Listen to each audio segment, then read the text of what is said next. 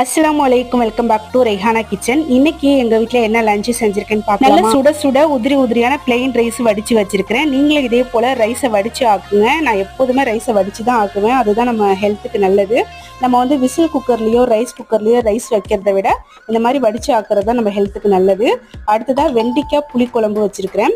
இந்த வெண்டிக்காய் புளிக்குழம்புக்கு நான் ஸ்பெஷலா மசாலா அரைச்சி வச்சிருக்கிறேன். ரொம்ப டேஸ்டா சூப்பரா இருக்கு. அடுத்து வாழைக்காய் வறுவல் தான் செஞ்சிருக்கிறேன். ஃபர்ஸ்ட் டைம் கொஞ்சம் டிஃப்ரெண்டா ட்ரை பண்ணி பார்த்தேன். செம்ம டேஸ்டா இருந்துச்சு. சிக்கன் மட்டன் மாதிரியே செம்மையா இருந்துச்சு.